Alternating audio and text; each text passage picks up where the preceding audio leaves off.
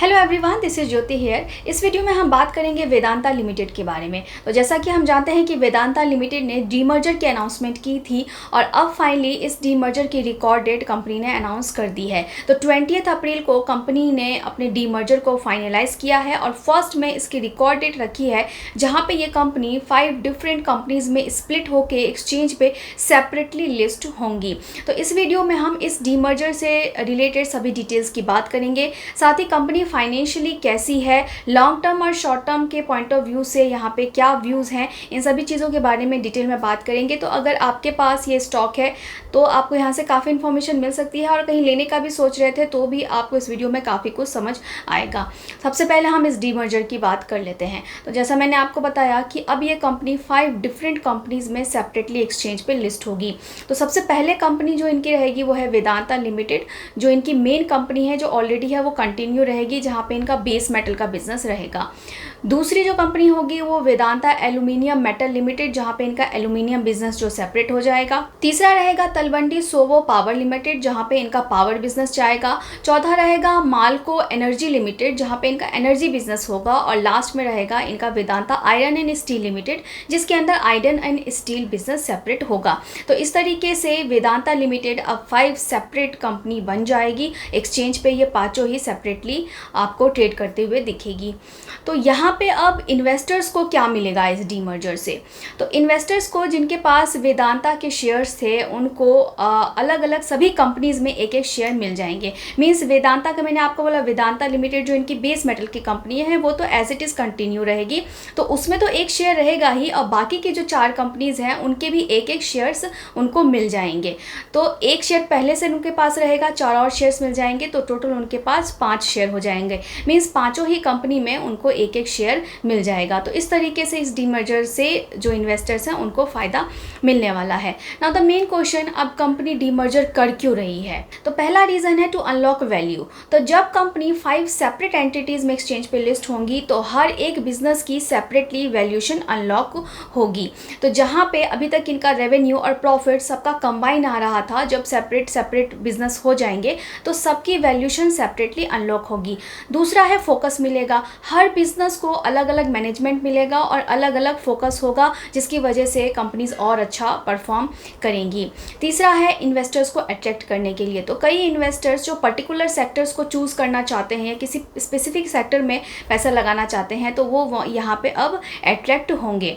Now fourth reason है कि date भी कम होगा। अब क्योंकि हमें पता है कि वेदांता के पास काफ़ी ज़्यादा डेट है, काफ़ी डेट लेके रखा है, तो जब बिजनेस सेपरेट होंगे सबसे पहले तो डेट आइडेंटिफाई होगा कि कौन से सेक्टर में इनको सबसे ज़्यादा डेट है, और उसके बेसिस पे कंपनी वर्क करके अपने डेट को भी रिड्यूस कर सकती है। तो इस तरीके से कंपनी को काफ़ी बेनिफिट होगा इस डीमर्जर से।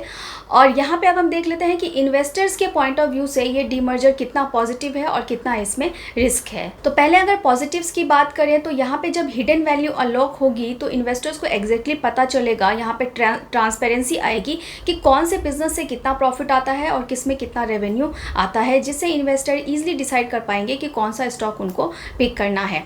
रिस्क की बात करें तो रिस्क जो है, हमें पता है कि वेदांता का सबसे बड़ा रिस्क है उसका डेट। कंपनी के पास बहुत ज़्यादा डेट है। कंपनी का कैश फ्लो वैसे अच्छा है, लेकिन सारा कैश शायद डेट पेमेंट करने में और लोन वगैरह चुकाने में ही चला जाता है। तो ये सबसे बड़ा रिस्क है। तो इस डीमर्जर के बाद इन्वेस्टर्स जो है वो ईजिली आइडेंटिफाई कर पाएंगे कि कौन सा बिजनेस उनके लिए इन्वेस्ट करने के लिए, कौन सी कंपनी सही है और कौन सा उनको इग्नोर करना है। क्योंकि यहाँ पे वैल्यूएशन अनलॉक होंगी तो ट्रांसपेरेंसी आएगी और ट्रांसपेरेंसी से वो ईजिली इस चीज़ को डिसाइड कर पाएंगे एंड सेलेक्ट कर पाएंगे।